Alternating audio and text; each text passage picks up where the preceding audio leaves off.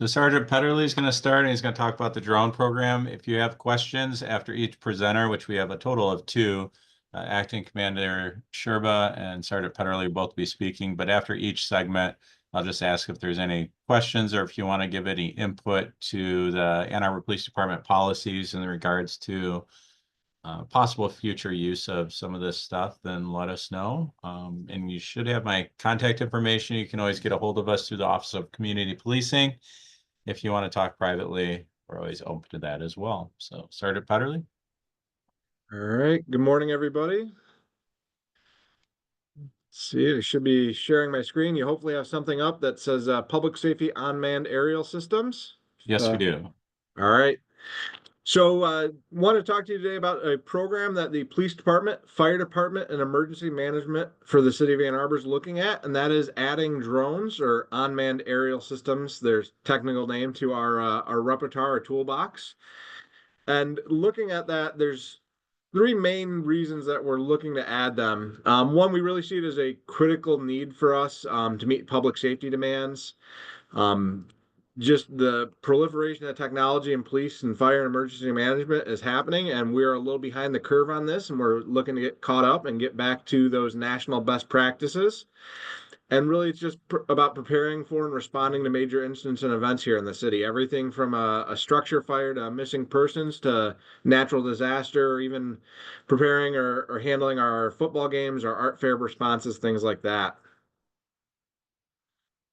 So some of the uses that we're looking at for our drones would be with our fire department responding to fire scenes. The drones that we're looking at have thermal imaging capabilities. The fire department's had a lot of success with using those to help identify hotspots, looking at areas that they need to go back in to make sure things are extinguished. That fire we had a few years back on Maynard Street, they had a county-wide mutual aid team come in that had a drone that they were able to use to identify hotspots to make sure everything was fully extinguished before they left scene to make sure they didn't have to make any return trips. Another area we're looking at is water rescue. We've got this Huron River running right through the middle of our city, and it keeps us busy, especially in the summer. This past July alone, in a span of about a week, we had 3 different water rescues that the police and fire departments went on. And one of the big challenges with the river for us is it's not like a street. There's not road signs or address markers. So somebody calls 911 and says, I'm on the river by that big tree. We're not quite sure where they're at. So a drone gives us that ability to quickly get something in the air, to run that length of the river to find out where we need to send our people for assistance. It also, we've looked at the possibility of even having a delivery method for a life jacket attached to the drone so that we can get some life-saving things directly out to people.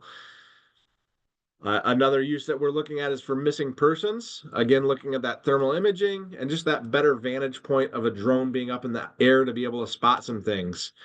We've got some large nature areas, some sparsely populated areas in the city, even though we are a pretty dense city.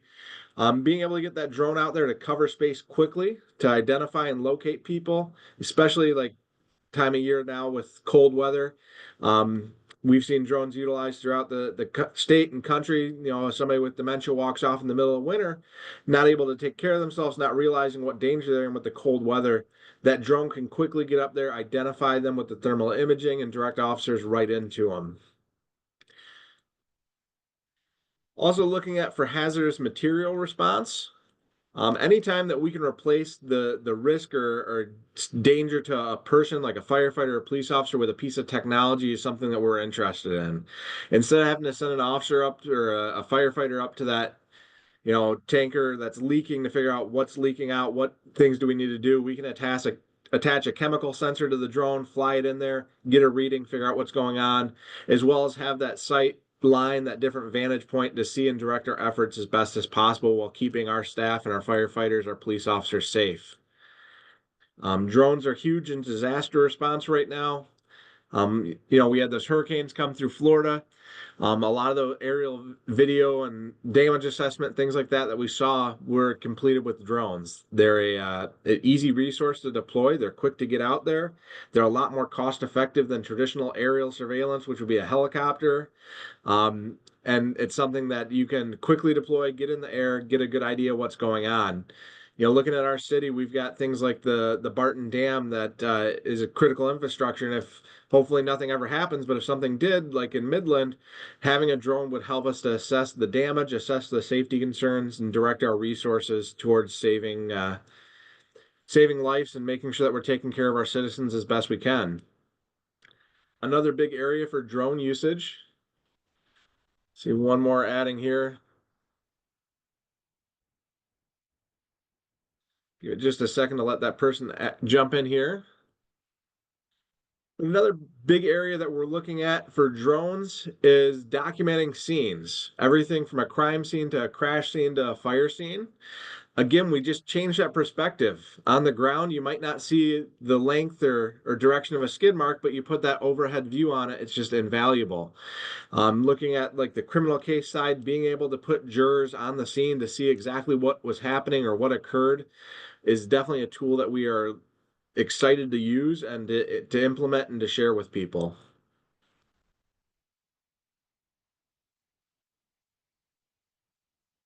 All right. Some other potential uses that we've looked at is for traffic monitoring, especially for our large events. This past year, we did utilize this. The University of Michigan and some of our strategic partners do have drones already. They were utilizing these at football games to monitor for security issues, for traffic issues, things like that. So think about a traffic event. We're trying to send 100,000 people south on Main Street to get them out to the expressway to get the city cleared out after a football game, and for some reason it's backing up. Well, we used to have to send an officer to try to fight through that traffic jam to get down there to figure out what the problem was and try to address it. Now we have a drone overhead. We can turn it, point the camera in that direction, quickly see that maybe it's a broken down car or a traffic accident, and directly get our resources directly applied to it, maybe redirect some traffic around it, things like that, especially at our big events. And that kind of flows right into the number 2 category on their event response. Being able to use these drones at large events like our art fair, our football games, some of the large marathons, things like that, for situational awareness to see what's going on, to be able to direct our resources if something does occur, would just be invaluable to us. They do produce a live stream that we can send right into our operations center or our dispatch center so that everybody on scene has an idea of what's occurring on the ground and we can better deploy and better use our resources. Finally, we see drones as another tool of de-escalation. The drones that we're looking at are equipped with a speaker on them. We can provide directions to people. It's got a great camera system on it. We can see what's going on. So maybe that situation where we get a call that somebody's having a mental health crisis, and maybe somebody said, oh, I think they've got a weapon on them or something like that, and they're in the backyard. Well, the old method used to be we'd have to try to call out to them, maybe send an officer to peek around the corner to see if we can get eyes on them. Now we can send that drone up in the air, quickly get a visual on the person and assess. Maybe that isn't a weapon. Maybe they just have their cell phone in their hand. And that's all information that we can take into our response so that we know we're not going into a situation with somebody that might be in a mental health crisis with a weapon. We're just dealing with somebody in a mental health crisis. Maybe the police can slow down and step back and have our CMH partners or our supportive connection partners come in and be that first connection with them to help provide better services to them. With our drones, we are looking at an interior drone program as well. Some of the uses for that would be an active shooter, mass assailant issues. Again, just the idea of being able to use a piece of technology to keep officers and people safe is invaluable for us. Being able to send that drone in quickly to assess the situation, to locate any threats, to direct officers directly to them would be key. And other potential uses for that interior drone. In the past, I can think of an example. We had somebody call into 911 and say they just killed somebody and they were in their hotel room with a gun. And it was kind of what we refer to as a swatting incident. But we still need to take that seriously and make sure that there isn't somebody in there that's injured. In that case, we were able to do some digging and figure out that nobody was booked in that hotel room at the moment, and nobody in the room had heard any, in neighboring rooms heard anything. But ultimately, we still had to open that door and send officers in there to check to see. Now, instead of having to put officers into that situation, we can send this piece of technology, this drone in there to take a look at our room and see whether there's something in there that we need to address, or was this a prank call situation where we now don't have to risk our officer safety. We don't have to risk the suspect or victim safety. We can use that technology to help supplement our officers, to help supplement our fire department. Now, one of the big concerns about drones is the policy and privacy concerns, things like that. We, in writing our draft policy, take into consideration lots of different sources from the Police Executive Research, International Association of Fire Chiefs, Michigan Public Safety Drones, the ACLU, and four big areas that we kind of look at is usage limits. These drones are intended for public safety concerns only. Our policy has specific things about protecting privacy, about not being used for general surveillance or for surveilling things that are protected by First Amendment activities. They're intended to be used to aid the police and fire departments in issues that we address regularly, not looking at people's backyards to see, the old days when they would send the helicopter up looking for that marijuana grow in somebody's backyard is not what we're doing. We're intending to use these drones for specific reasons that are related to police and law enforcement, not just for sending it up to see what we can happen to find or anything like that. Our policy several times discusses privacy concerns being paramount, that privacy has to be taken into every operation of the drone, everything from where the camera's pointed to whether we're recording or just live streaming at the moment. Looking at recording data, we do have the ability, the drone always has a live feed to the pilot so they can see what's going on with the drone, but we have to manually turn on the recording mode. We don't need to, if we send the drone up from the police station and we're flying it over to, the West Park area, we're covering 5 or 6 blocks of space. We don't need to have the video recording of the drone flying from point A to point B. We're not concerned with that. We're looking at a problem that might be at West Park. Once we get to West Park and we actually see what's going on, then we can turn on the recording mode. That way we're not, recording people's yards or things like that while we're flying from point A to B. Our data will be retained the same way we retain our existing body camera or in-car footage. We have set durations for that and set things when people request access to those via FOIA, which they'd be able to request drone videos via FOIA as well, just like any of our other videos we collect. That'll all be processed. Another big concern is weapons. Our drones are not equipped with, they don't have the capability of, there's not any way that exists to put the weapons on the drone. There's not like we're not buying something that comes with a mount for a weapon to be attached or anything like that. Our policy specifically states they will not be equipped with weapons. Kind of a quick mention on that as well. Our drones don't have or will not have license plate readers or facial recognition technology. There's no existing technology that works with the drones that we intend to purchase for those either as well. Kind of looking at the privacy concerns there. Working on this, our policy and accountability, being able to share with the public what's going on. We intend to use a software called DroneSense, and there's a screenshot of what that software actually tracks for us. So anytime the drones go up, it tracks from the moment it takes off to the moment it lands. That blue line in there is the path that the drone actually flies. And you can watch that kind of in live time playback. It will show the drone's path as it flies, and then that blue triangle or cone is the direction the camera's pointed in. Again, that doesn't have a recording on it. It just shows where the camera was pointed. We would have to manually activate the recording, and then that's saved on a physical SD card in the drone that we'd then take out. And if it's relevant evidence to us, that will get saved like we save our other video footage. But this DroneSense software tracks our drone usage, tracks where cameras were, where they operated, and we intend to provide that information in a transparent model that people are aware what our drones are being used for, where they're being used, how often they're being used, and DroneSense helps us to accomplish that. And one of the big other points on consideration when drafting our policy is community input. And that's one of the reasons we want to hold this event today, is to hear from you what your concerns are, what your thoughts are. Are there issues that you see that you'd like us to address or discuss more? And we've got a couple more slides, then we'll open it back up to you for your input as well. And any thoughts are appreciated, and we will definitely take into consideration as we move forward with our process. Now, I mentioned earlier, drones are not a new technology. This list is half the list of the agencies as of 2001 in Michigan that had a public safety drone. This list is out of date. There's over, I think, 200 some on this list.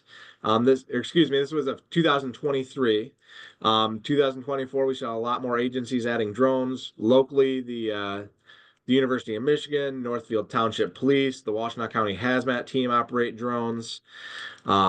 but they are operating throughout our state, throughout our country. They've been shown to be an invaluable resource. You might have caught a press release from us a while back about an incident on Pauline where there was somebody at an assault incident that may have been armed with a weapon that fled from the scene. Northfield Township was able to come down with their drone and assist us, and they were able to locate that subject, and we were able to safely take them into custody and resolve that incident. Quick info about the drones that we're looking at buying. On your left is the DJI M30T. It's one of the most common drones used for public safety. It provides 41 minutes of flight time, weighs about 8.5 pounds, and from the time that you pull up and open up the case to having the drone in the air can be under 2 minutes. The systems we're looking at, we can bring the drone down, quickly swap out batteries, put it back up into the air for extended durations. And people always ask how big it is, so I was able to find a couple of pictures with people in here to kind of give a size reference for these drones. The other one that we're looking at is the DJI Avata 2. That will be our interior use drone. It's a little smaller, so smaller flight time with 26 minutes. It's got an ultra wide lens, and again, that rapid deployment. It realistically probably starts up faster than my laptop. So they're quick to get out there, quick to be put into service so that we can help maintain our public safety and provide the best service we can here in the city. I know there's a lot of talk recently about data security and privacy concerns. DJI is a Chinese company. However, that DroneSense software that we will actually use to operate and record and things like that is a American company. So there's kind of a disconnect there. It's a piece of Chinese hardware, but all the operation software, all the actual information is being processed through DroneSense, which is that American company to help provide that security for us. These are some of the most common items being used in public safety right now, between the drones as well as that software. So that kind of wraps it up for the drone side of things. I'm happy to take any questions, any concerns, any comments like that. If you like to unmute yourself or throw something up in the chat discussion, I'm happy to address any issues you might have or any questions. If you have any questions, feel free to raise your hand or you can post it in the chat. And then also you can contact us at a2gov.org/police at any time, or you can call our desk 734-794-6920 and ask for the Office of Community Policing. We're always happy to answer questions. And we'll give it another few minutes here and then we'll jump over to Acting Commander Sherba, who's going to talk about Vision Zero. If you have anything for Sergeant Petterly, he's got to go to another meeting, so feel free to ask that now. Or like I said, we can always follow up at a later time too. Really appreciate you guys spending your lunchtime here with us and covering some of this information. I see, Beth, you put a comment regarding the Pauline suspect was in your neighborhood, and glad we were able to catch him. And that's exactly what the drones are intended for, is to help the police do our job. We're not looking to add or create any new things. We're just looking to do our job as best we can. And this is definitely a piece of technology that we think can help with that. Help with us, help with the fire department as well. All right. Thank you, Sergeant Petterly. And I'm going to go over to Acting Commander Sherba here. He also has a short presentation. Morning, everybody. Thanks to Sergeant Petterly for that presentation. That was both informative and interesting, I thought. Hopefully we'll get that program off the ground sooner rather than later. That wasn't a pun, that just happened to be one for the drone. But I want to talk to you a little bit about our 2020. The slides are from 2024, but this is actually going forward. It's our Andover Police Traffic Safety Plan. And I will start off by saying I don't have the technology skill that Sergeant Petterly has, so I'm going to do my best to get this up for you. Let's see here. If I can make this happen. Go to share.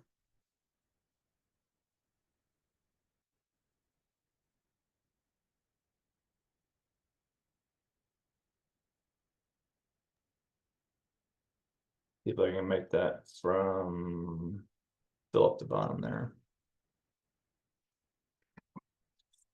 Is that So, we're supposed to be now or no? so far we can see the PowerPoint within PowerPoint, so it's not the actual presentation. Let's see if you click that. How about now? Got it. Got it? Okay. Actually, click share at the bottom and switch your screen to be the actual PowerPoint view. If you can do that. Okay. I got too Close. many here to share. Yeah. And then this guy, I think.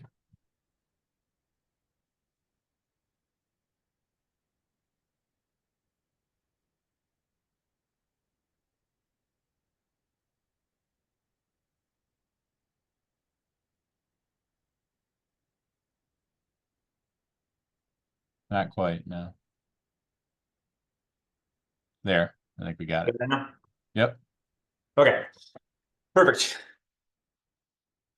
So again, this is a traffic safety plan that was developed mid 2024, and as I'll discuss it. It was designed to address essentially our most severe traffic crashes. The presentation today will talk about the traffic unit mission, the department's commitment to Vision Zero. It started with and includes a traffic crash analysis. There's a mitigation strategy for our serious and fatal crashes. We also touch on the driving quality ordinance and some school safety programs that we're working on rolling out as well. So in a nutshell, the mission of our traffic unit is to make traveling in Ann Arbor safer by changing driver behavior through education, enforcement, and engineering.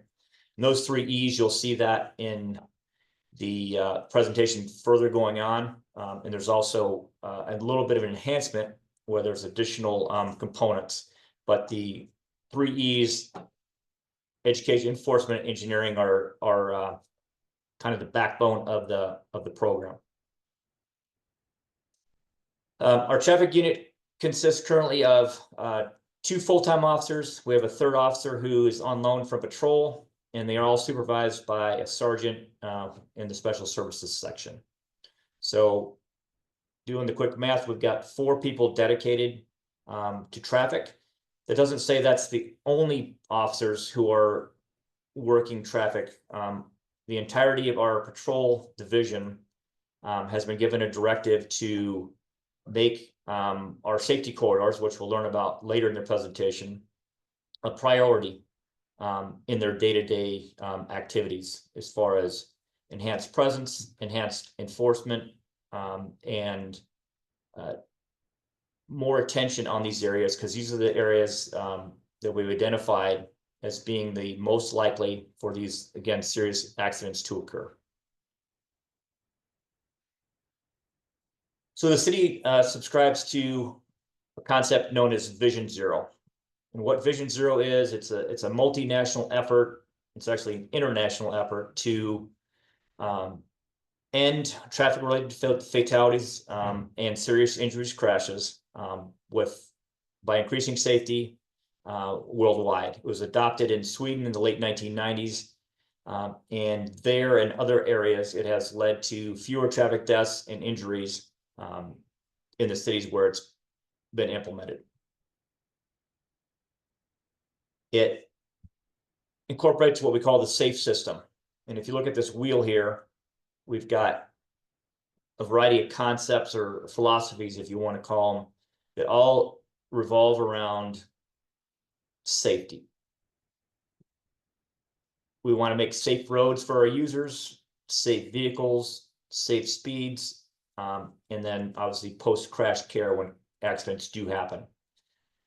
And if you look at the components, you can see where the police department is most has most of an effect. So for safe vehicles, not as much. But if you look at vehicle safety, you look at the manufacturers, and over the years, and we started with back in the early to mid 60s, we start enacting seat belts.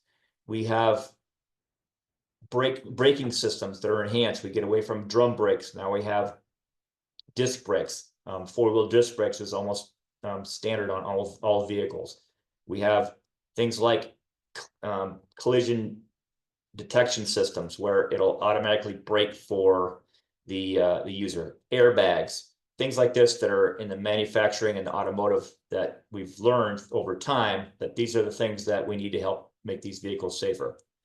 Safe speeds, that's something that the police are directly involved in with enforcement, with working with engineering on determining where or what is a safe speed for a given location. The roadways, police are involved there with reporting to our city crews if we have areas that, hey, this got potholes here, we've got damage in the road, we've got crumbling asphalt, things like that. We will report them. And likewise, if there's areas like, hey, we've got, you know, overgrown trees or bushes encroaching, we'll notify forestry and make those adjustments. The post-crash care is consistent with our procedures in notifying our fire and HVA partners to get them to the scene at a crash as quickly as possible. So all these concepts create a safer road for our users. And some of the system components is that, again, responsibility is shared. We've got a lot of components that it's not just one group or one entity that's going to be able to do this. And it tries to realize that humans make mistakes and humans are vulnerable, and it takes that into account, and there's built-in redundancies and things of that nature to make roadways and traveling safer. This just says a similar thing that I just talked about in maybe a different way, but it just mentions the elements again and talks about the elements of the safe system that we incorporate into this program. So we talked about the 3 E's earlier, which was engineering, education, and enforcement, but we also have things like evaluation, encouragement, and equity that go along with that. The police department does partner with folks at engineering. We have a monthly meeting that addresses any crashes that occur where a significant injury or a death occurs, and we'll take those and we'll really scrutinize those collisions with advanced software and equipment. We can show the crash scene, do measurements, find exact areas of impact, determine speeds at impact, things like that, to try to decipher, okay, is there anything that we could do from an engineering or a police standpoint could have prevented this. So again, that's done on a monthly basis, where we'll take any serious injury, crash or fatal crash, and we'll really dissect down to what can be done to mitigate this in the future. That's all part of the evaluation process. The education process component consists of a couple of things. One is things like this, where we're presenting information to the public. We're telling you where these trouble areas are in the city. And we're trying to get the word out to encourage you and anyone who will listen to, hey, this is why this program is being enacted, and these are the things you can do to help. And last but not least, there's an equity component, and again, I'll touch on that just a little bit later. But what that does is our Vision Zero plan is consistent with the City Council initiative that occurred back in 2023 regarding driver equity. And what it did is it took, I think it was 10 specific equipment type violations, like a license plate light or tail light out or things like that, that were in the vehicle code as acceptable to make a traffic stop on, but we found that they were perhaps disparately affecting certain groups within the city. So the ordinance made it procedure or policy for police not to make a traffic stop based on these equipment type violations alone. And what that does is that takes that any officer who was maybe focusing more on equipment type things. And it refocuses that effort on, hey, we need to look at these safety related measures instead. So it takes our resources, and again, takes into account that equity piece, and then it puts the safety piece in its place. So how this all started is we took a look at what is our problem. So SARA is an acronym for Scanning, Analysis, Assessment, and Response and Assessment. And so basically what in scanning and looking at what our issue was, we have too many crashes that result in serious injury or death. Our analysis used crash data from the past 5 years to look at root causes and the locations of the crashes. So essentially every time there's a crash on the roadway where there's property damage of over $1,000 or injury involved, and again, we're looking at serious injury crashes, that information is reported to the state in a database. There's a state crash form that we use, and all that data is captured. So we were able to use that data to look at what is the most common cause of these crashes, what's the most common location of these crashes, and develop a response to address that driver behavior, again, through education, enforcement, and engineering. Now we've taken that to the next step, and which will be assessment. So as time goes by, we'll assess what our efforts are doing, are they successful? Do we need to make modifications going forward? So this is a crash that occurred at 7th and Stadium, and it was last winter, so about a year-ish ago. And as you can see, these cars are badly damaged. Unfortunately, this was one where we did not have a fatality, but we did have a serious injury. And it's just a reminder that we're not talking about crashes that happen on the highway or happen in other cities. This is happening right here in our city in Ann Arbor. So how we define a crash is one that has a serious injury, a fatality, or potential for fatality. And it's one that our advanced crash investigators will respond to. Now, all crashes of this nature, the first response is a patrol officer. We'll get the call to the location, and then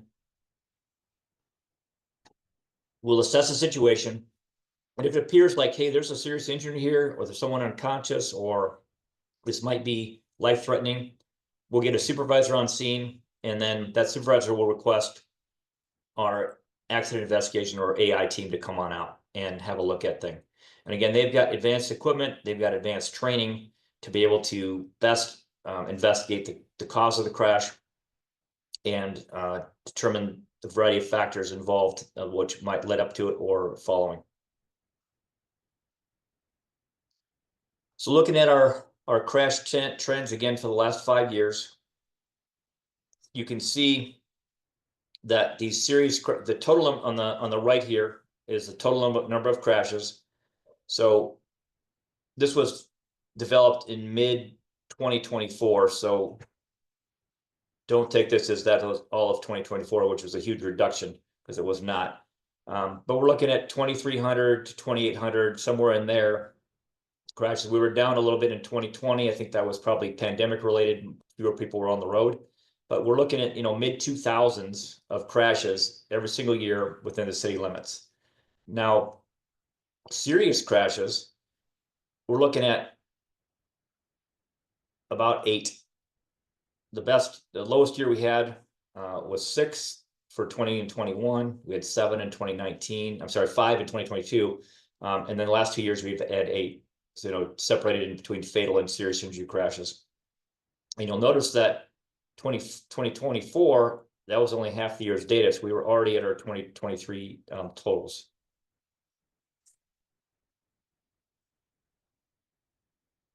Looking further at the data, we determined that most of our crashes are happening between 2 p.m. and 6 a.m. And the highest frequency was on Friday and Saturday. Again, these are the serious and fatal crashes. So this is not that 2000 number that I mentioned. This is the number of, 7 to 9 or 5 to 9 where we had crashes. So Friday and Saturday nights are highest, and that's why these numbers are not greatly different. Friday, Saturday nights are our highest.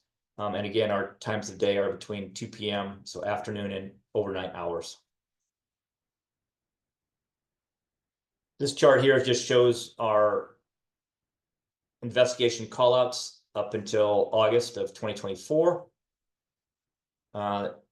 If you scan it here, you can see the type of the crash it was. First of all, the date and time. So we got, 0022 hours, that's just after midnight, 0450 hours, 1718, that's 5 in the afternoon, 03056 hours. So these are early morning crashes, many of them. What the crash type was, injury type, the location, and then here we have is the cause. And this log, again, is kept by our crash team for all of our callouts where these advanced investigators are actually called to the scene.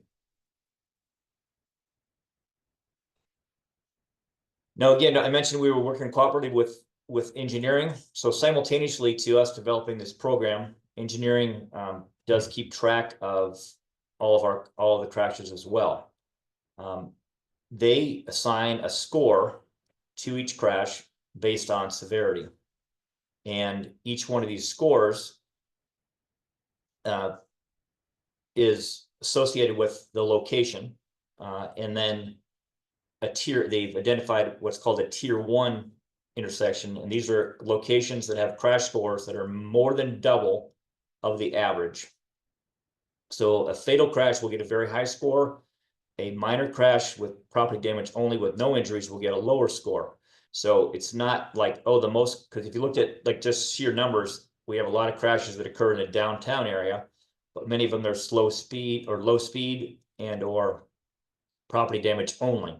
Whereas we get further out of town, and that's where our speeds increase and our injuries tend to increase as well.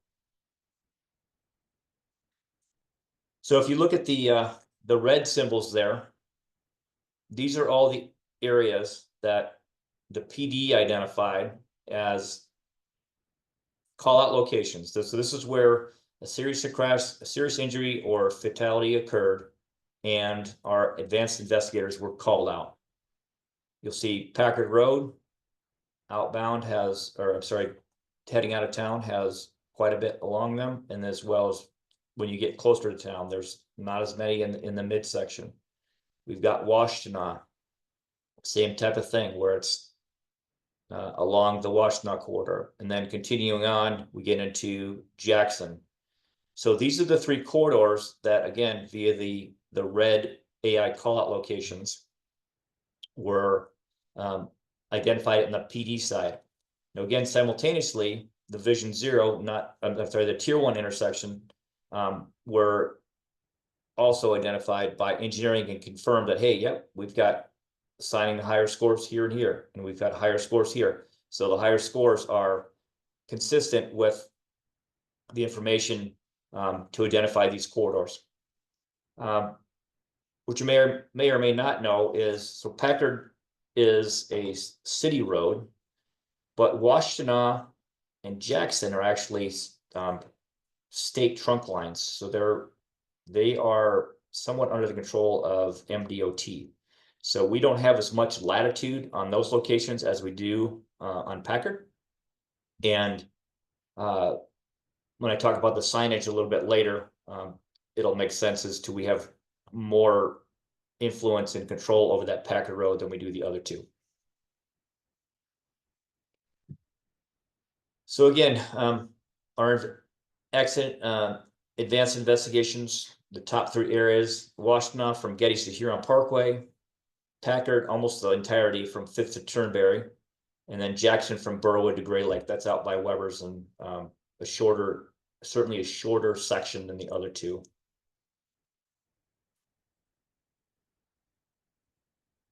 And taking a look at the data for our causes, again, these are for the serious injury crashes, not necessarily hazardous or not necessarily crashes in general, but we're looking at fail to yield, accounts for about 1/3, and speed too fast accounts for another quarter. So between those two, failing to yield and driving too fast, we have more than half of all of our crashes just by those two violations. So it comes to the question, what are we gonna do about this? Well, we've identified the safety corridors, and now we are actively working the safety corridors. In the next few months, you will see signage that may or may not look like this sign, but you'll see the corridors marked as such. Again, with the state trunk lines, Washtenaw and Jackson, they are more restrictive on what they were able or what they would allow. So in working with our engineers, you'll see that the signage will be consistent, but it was what was allowable on Washtenaw and Jackson. So I guess my point is, had we had full control, the signage might look a little bit differently, but because the state has an influence on those two roads, we decided to make all three the same, so we'd have consistency on our corridors. The signage on Packard Road will go out first. You should see that again in the next couple of months, and then the two state trunk lines will follow thereafter. This was a proposed signage layout by engineering. You'll see it includes 3 different proposed signs, and one is a target enforcement area, one is a message, hey, slow speed, save lives, and the other is 0 fatalities, 0 excuses. I believe that the only one that they approved was the targeted enforcement area. The other 2 they did not like because it provided more of a message than an actionable item, as I understand it. So we'll see once the final signage is approved through our admin and through engineering. But again, that's going to happen in the near future. So how do we manage our safety corridors? The 3 officers that we mentioned before each take ownership of the safety corridor.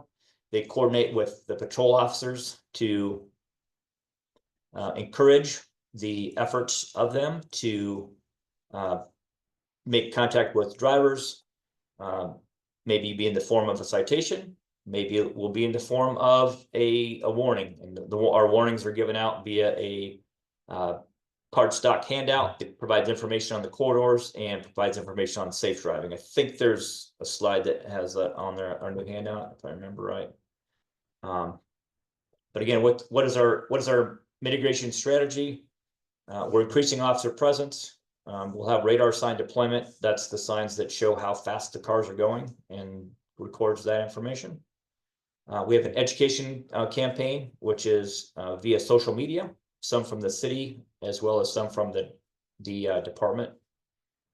We have education in meetings like this online. We've also had in-person meetings in the community to try to get the word out that this is a program that we've begun. And in doing so, we've helped with patrol officer buy-in. So we're getting officers that are assigned to the various areas, taking ownership of, hey, this is my corridor, and they're taking the actions to make things safe for all drivers. Here's the educational pamphlet that I mentioned. So this is on cardstock. Hopefully no one on the call here today will get stopped and receive one of these, but if you do, then that's what we consider a warning, an informational stop where the driver is notified that they've committed a violation inside the corridor, and that gives them some driving safety tips. The hope is that they'll take this information to heart, change driving habits, and then as well as talk to others about doing the same. The driving equality ordinance that I mentioned earlier, again, it allows our officers to focus on hazardous type violations versus equipment type violations. If you look at the list here from A to J, these are the things that we do not stop for solely. A cracked windshield, loud exhaust, tinted windows, you can read down the list here. But all equipment violations, not something that we would consider a hazardous violation or something that has a likelihood to cause an accident. And So the officers are not focusing on these and instead looking at those hazardous actions, the speed too fast and the fail to yield that we've identified in their enforcement efforts. Our last component is a school education program. And we are working with Ann Arbor Public Schools, Huron, Pioneer, Skyline, and Community High to have officers actually go to the school and present materials such as like poor weather driving and parental involvement, hands-free information, and teens and speeding. So obviously from high school, we've have a lot of teenagers, which are new drivers, they're inexperienced. And this is an effort to help educate them and their parents to learn to drive and to do so safely. And that's the last slide.